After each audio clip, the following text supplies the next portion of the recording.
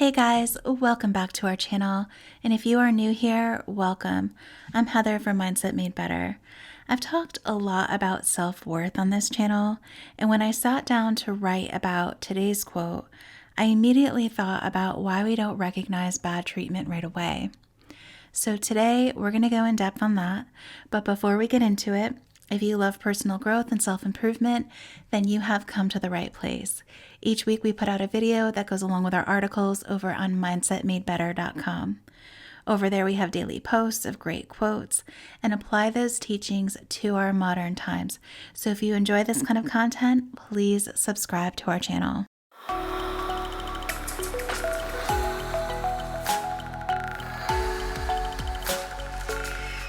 Today's quote is, "Love yourself so much that when someone treats you wrong, you recognize it."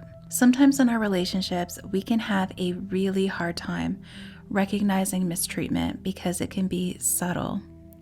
How many times have you looked back on a relationship and seen the red flags clearly, yet when you were actually in it, you did not see it at all?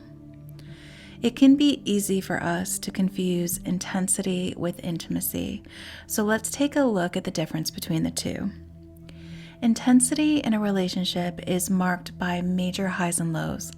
These are much higher and lower than the natural ups and downs a healthy couple will experience in their relationship. There is a high level of uncertainty, but opportunity for higher reward or loss. These relationships can be fueled by unnecessary drama. One or both partners will place the other high on a pedestal, and when anything goes wrong, the other is quickly thrown off the pedestal and they plummet into despair. When the couple reconciles, it's like they experience a euphoria because things are good again. But what they're actually creating here are trauma bonds and a vicious cycle, and it's based on dysfunction, not love.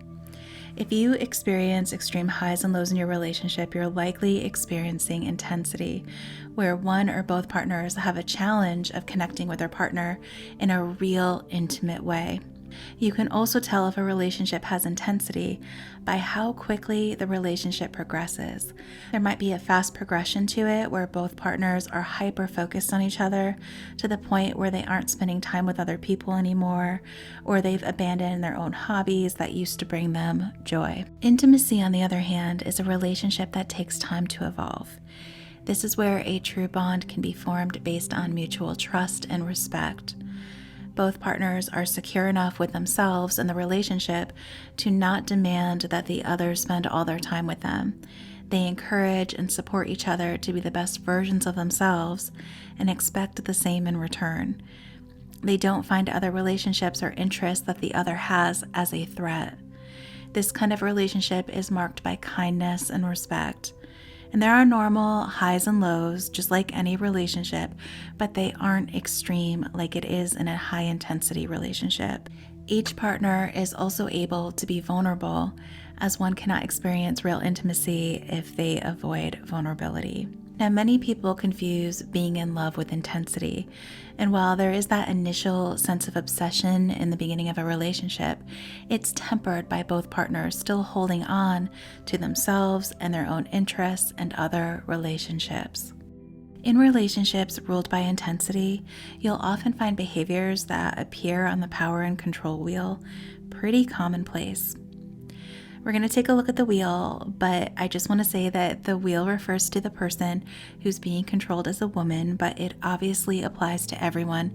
There are many victims of domestic violence that are men as well. Okay, I'm going to start at the top of this power and control wheel, and I will link the PDFs, all the PDFs that we go over today, I will link in the description box down below so you guys can read them more in depth. But starting at the top, we have intimidation, emotional abuse, isolation, minimizing, denying, and blaming, using children, economic abuse, male privilege, could also be female privilege as well, coercion, and threats. Alternatively, in a healthy, intimate relationship, these are the behaviors that will be the norm. Let's take a look at the healthy relationship wheel. In the center of this wheel is respect. And starting at the top, there's accountability, safety, honesty, support, cooperation, and trust. You can also see in the relationship spectrum that there are many components of healthy, unhealthy, and abusive relationships, and many behaviors in relationships can overlap in 2 or 3 categories. But this is a good guide to use to check in and see where things might be going off track if you find yourself in a relationship that feels like it's high intensity. So like I said, I will link all these charts in the description box down below. They're great resources to have on hand. If you ever begin to wonder if something feels healthy or not in your own relationship, you can kind of compare it to these charts. Take a look at your close relationships. What wheel do you and your partner's behaviors fall on? What can you both start doing today to build a healthy, intimate connection? Let me know in the comments down below. But that's going to do it for this video. Thank you so much for spending time with me today, and I hope that you found this video helpful and informative. If you did like it, please give it a thumbs up and subscribe to our channel. It will help us majorly, and be sure to hit that notification bell so you don't miss any of our weekly videos.